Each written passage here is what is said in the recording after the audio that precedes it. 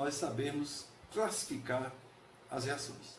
E a primeira classificação que vale a pena ser destacada é a classificação que vocês vão estudar muito detalhadamente no segundo ano do ensino médio. É a classificação quanto ao calor. Existem duas reações. A reação que libera calor e a reação que absorve calor. A que libera calor é a exotérmica e a que absorve calor é a endotérmica. Uma, quando ocorre, solta calor, toda a combustão é assim, e outra, quando ocorre, absorve calor, que é o caso de certas compressas. Vocês veem em pistas de atletismo, em quadras poliesportivas durante jogos de vôlei, tá? A outra classificação seria quanto à velocidade. Nós teríamos três tipos: a reação lenta, a reação rápida e a reação instantânea. A reação lenta, ela ocorre consumindo tempo. Vou dar um exemplo prático, bem tranquilo. Fermentação do vinho. Quando você põe o vinho para fermentar, ele demora tempo, bem simples, né? Existe a reação rápida. Reação rápida, queimar.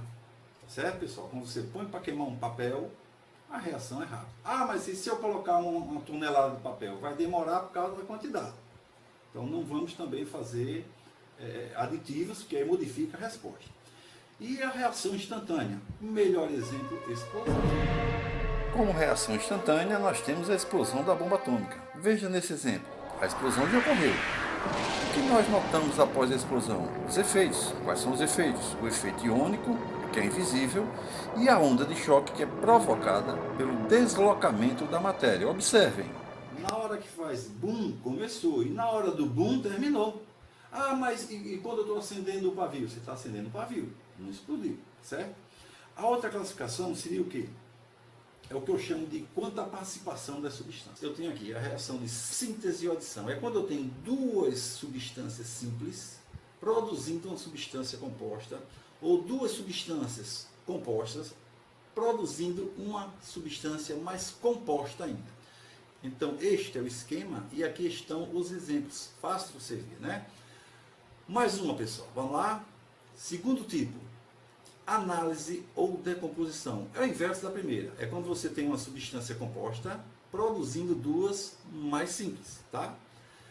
Essas duas mais simples podem ser duas compostas, desde que sejam mais simples do que a composta original. Então, sempre uma substância, está aqui, ó, uma substância produzindo duas. Bem fácil de você entender. Vamos para a terceira classificação. Bem, está aqui. Agora nós temos o quê? A simples troca ou simples permutação. Aqui sim, pessoal, você vai precisar daquela tabela de reatividade, da tabela dos metais e da tabela dos ametais, dependendo se a reação foi de troca catiônica ou se foi de troca aniônica. É só você observar o esquema.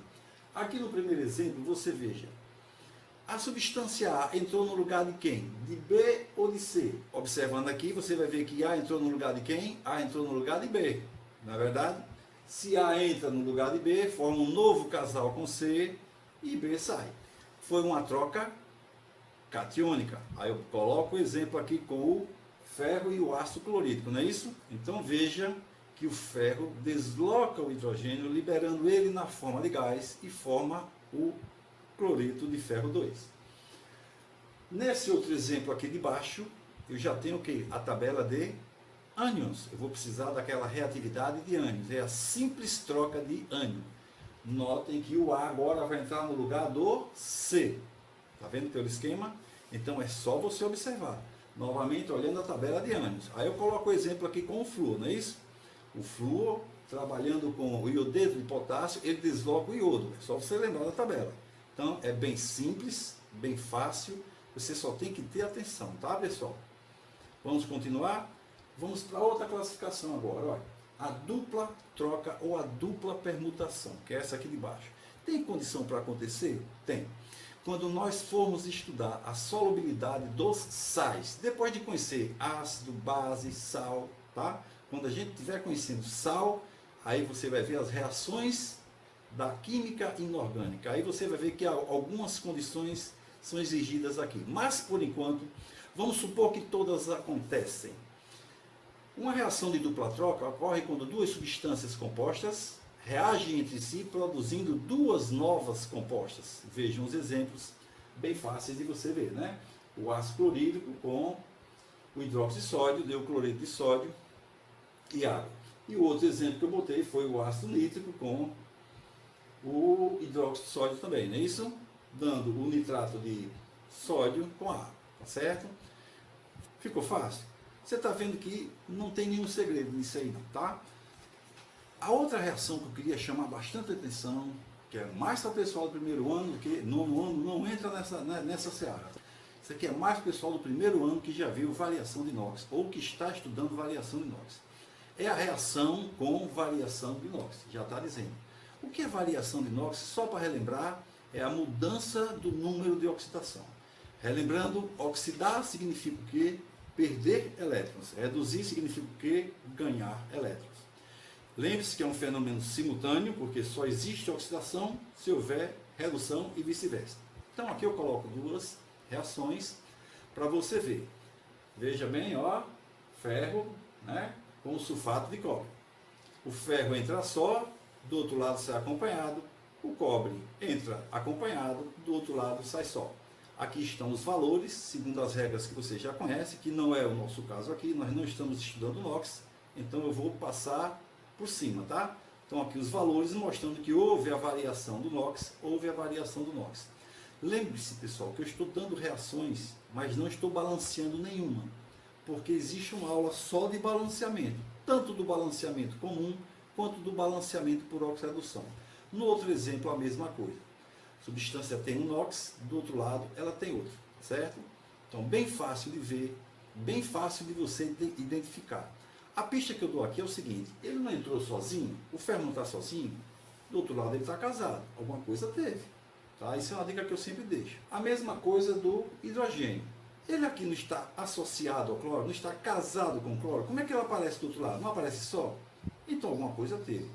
Toda vez que uma substância ela aparece combinada e do outro lado ela aparece sozinha, é porque ela sofreu com certeza variação de inox. Agora eu gostaria de chamar a atenção para que vocês tivessem cuidado, e um cuidado redobrado no seguinte. São reações de síntese, não é isso? Todas as duas são reações de síntese.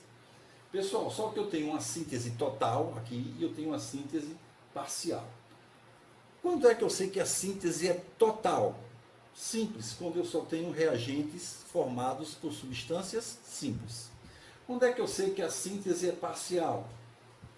Quando pelo menos um dos reagentes é uma substância composta. Termos que vocês vão ouvir falar bastante. Primeiro deles, catalisador, outro, fotólise, outro, eletrólise. Pessoal, símbolo de aquecimento. Catalisador. O catalisador é uma substância que você coloca na reação para acelerar a reação, para diminuir o tempo da reação. Isso vocês vão estudar em cinética química, tá certo? Vão se aprofundar em cinética química. Coloquei o que aqui? Olha, a decomposição da água oxigenada na presença de luz. Isso se chama o quê? Fotólise. Fotossíntese também na presença de luz. Depois eu botei aqui a eletrólise. Quando eu quero quebrar a molécula de água, eu quebro com choque. E não esqueça, se você quer alguma aula, deixa no comentário que a gente providencia para vocês.